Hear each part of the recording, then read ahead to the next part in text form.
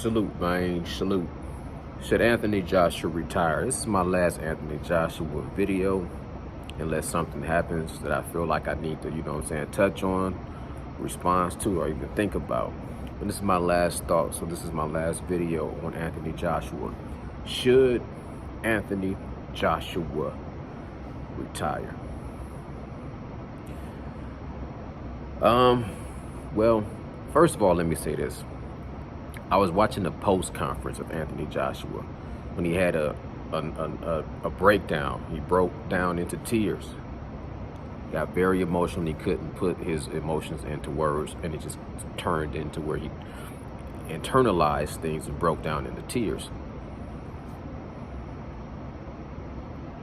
I mean, I salute that. To me, that's more real than, the passionate speech he was trying to give post-fight inside the ring. You know what I'm saying? Because, they said you can't go up unless you hit that rock bottom. And he was almost about to hit rock bottom. But I feel like Eddie Hearn came to, coddle him a little bit too much and pacify him a little bit too much. And Eddie Hearn went on a little bit of a rant and in a little bit of a way, bailed Anthony Joshua out from Anthony Joshua being the best version of Anthony Joshua. And Anthony Joshua, to me, he even tried to stop Eddie Hearn because he wanted to have his own thoughts and his own feelings about the matter.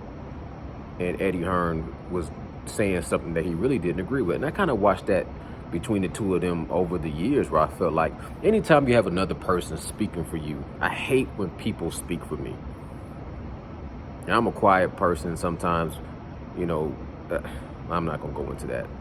But I don't like when people try to speak for you. You only can speak for yourself. You know what I'm saying? It's the only time it's going, this is what I'm saying. Anthony Joshua was about to say something very real, even if he said nothing at all, even if he would let his tears speak for him. And when Eddie Hearn started talking about he hadn't had any easy fights like Tom Schwartz, that's when Anthony Joshua was about to stop him. Because now you're talking bad about Tom Schwartz and what he done went through in his life and how hard he trained, and trying to put a negative light on, instead of just letting Anthony Joshua be real. Now you're trying to focus and put a negative light on a Tyson Fury and who he's fought. And that's just opening a whole nother can of worms that don't need to be opened. You don't need to put a safety net or a soft pillow underneath Anthony Joshua and say, oh, even though you failed, even though you fallen, and look at what Tyson Fury, he only fought Tom Schwartz. You just lost. This is Eddie Hearn. I'm not talking bad about Anthony Joshua. I'm talking about Eddie Hearn. Eddie Hearn, you just lost to the best. That's not going to make nobody feel better. You know what I'm saying? You just lost to the best. I don't want to hear that shit.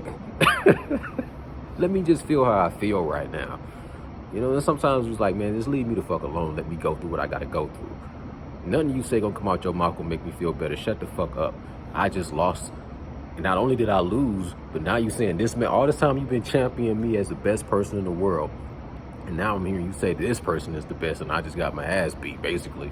But, and now you're talking bad about Tom Schwartz. Now you talking about Tyson Fury. And it looked like right now Tyson Fury might can whoop my ass.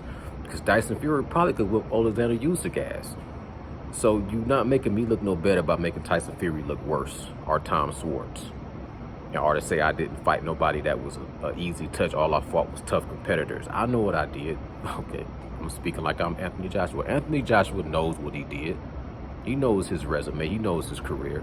But he don't need to be drinking his own Kool-Aid. He need to just, if it's a tough pill, if he's taking a loss and it's a tough pill to swallow, just let him swallow it. You know what I'm saying? Like they say back in the day, that old medicine, what's her name? Mary Poppins. I'm Mary Poppins, y'all. Mary Poppins, teaspoon of sugar make the medicine go down. You know what I'm saying? So it's like, does Anthony Joshua need to retire? How about like this? I don't see him progressing as much as I see him regressing. I feel like for every little thing that he adds, it takes a lot more away from what he really is at his best. So I think the best version that I've seen of Anthony Joshua was probably against Dillian White. The best version of Anthony Joshua was probably against Klitschko, Vladimir Klitschko. So I don't know if I can see him returning to that form of himself, because once he lost to Andy Ruiz, to me, from that point on, he slowly started to regress. And then when he tried to go and add on a little bit of boxing, he lost a little bit of killer instinct. He really cut down as far as like he used to be very, very jacked up, bulked up, solid, thick neck. He was a whole different, his physique was entirely different if you go back and look at old pictures of Anthony Joshua. When he trimmed up for Andy Ruiz because he wanted to be able to a little bit more fleet-footed, keep up with Andy Ruiz, a little bit more fast hands, so he wanted to, be more of a boxer. He wanted to be more of a sweet science, hit and not get hit and bounce on his toes. To me, he was able to make that adjustment, but when he made that adjustment, he lost a little bit more. He added, but he took away. So I don't think he can just take what he used to be and keep progressing. I think he's just the type of person that, he's the type of fighter that the better of a boxer he becomes, the less of a knockout, because he used to be like, I'm all about knocking people out. You know what I'm saying? So then when he try to switch back over to knocking people out, it just depends on who he's fighting. But if he goes back to being a knockout artist, I'm not going to say he should retire. I'm going to say that he's the type of person that can take one step forward and take 2 steps back. And what I want to see him be able to do is either take a step forward and stay there, and take another step forward and stay there, so he can progress. And I'm not saying that it's too late for him to do that. I honestly think that he should rematch Andy Ruiz for a 3rd time, because I think he just mentally, I think he just start putting up mental roadblocks even after he won against Andy Ruiz, because he didn't go in there and knock him out.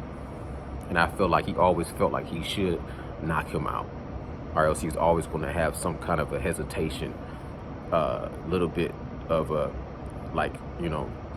he's not going to be, that quick in the dead, when you're quick to the draw.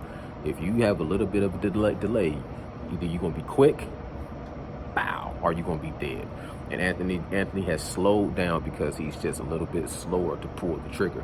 He'll pull him out, but he won't pull the trigger. He's just he has a glitch. He has a delay. He has a mental delay. He can't make up his mind if he's going to be a boxer or knockout artist or brawler. He's not. And it's just one of those things where I feel like he's in this hybrid stage. And when you're in a hybrid stage, like when you're in a metamorphosis stage, when you're in a cocoon stage, you can't fly or you can't be a caterpillar crawling all around. You know what I'm saying? When you in the cocoon stage, you just vulnerable. You hanging from a tree. You in this wrapped up nest, and anything can come and get you at this point in time.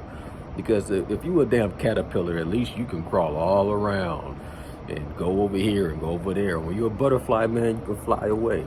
You know what I'm saying? A bird might come and swipe. But when you in the cocoon stage and you developing, you vulnerable, and you at the mercy of all the elements. And you at your weakest point when you're going through a huge transformation stage. And I think he's been caught in this transformation stage ever since he lost to Andy Ruiz. And I felt like either he shouldn't have fought Andy Ruiz the 2nd time and went and did a lot of reconstruction and rebuilding and then fought Andy Ruiz once he was put together better, Or he should have fought Andy Ruiz that second time, outboxed him, and then fought him again and knocked him out. And I think that would have put him on a path to where he was a more developed fighter, to where he can go in there and box you, brawl you, be more tactical, or knock you out, up to his choice. Whatever he wanted to do, he'd be able to do it. But right now he's in the stage where he has to be controlled. Somebody has to push the buttons and control him around, because he can't just formulate on his own power to follow out what he wants to do. He has to be programmed.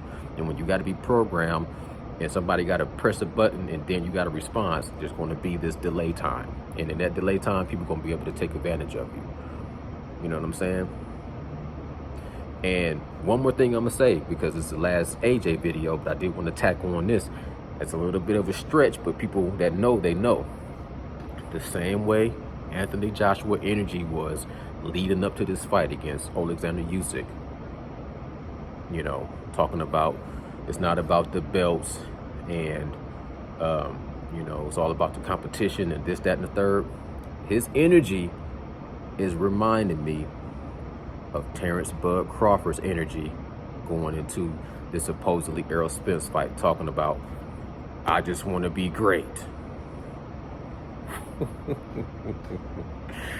Hey man, it is what it is. Boxing, not eternal thoughts. Salute.